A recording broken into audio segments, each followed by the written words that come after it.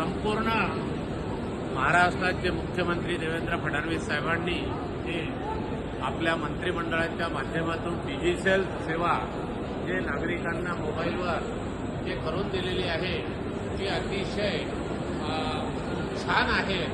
मी महाराष्ट्राच्या मंत्रिमंडळाला स्वतः समाजसेवक नारायण गोडे वणी विधानसभा शुभेच्छा देतो। आणि इथे डिजिटल सेवा दिलेली आहे पण बाजूला बसण्याची सुविधा केलेली नाही। नागरिकांना, दिव्यांग नागरिकांना आणि ज्येष्ठ नागरिकांना उभं राहावं लागतो, तो एक त्रास आहे।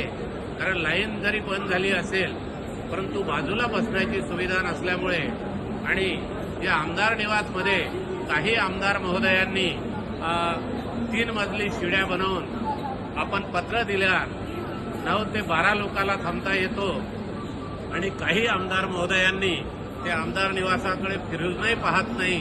त्यांनी बऱ्याच लोकांना खाटेची सुद्धा सुविधा नाही, त्यांना खाली लेटावं लागतो।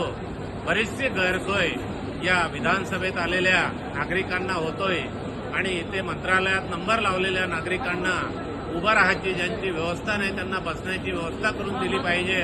आणि इथे जे मॉल लागलेले आहे हे अतिशय छान, पारदर्शक आणि आपल्या नागरिकांना, इथं आलेल्या लोकांना आनंद देणारे मॉल आहेत। मी माझ्या स्वतःच्या परिवाराकडून महाराष्ट्र मंत्रिमंडळाला असेच उपक्रम छान राबवावं आणि दिव्यांग लोकांना चांगली सोय झाली पाहिजे। आणि महाराष्ट्राच्या आरोग्य मंत्रालयामध्ये 6 ते 7 माळ्यावर जाणारी लिफ्ट बरेच दिवसापासून बंद आहे, तरी तो सुद्धा नागरिकांना त्रास होत आहे।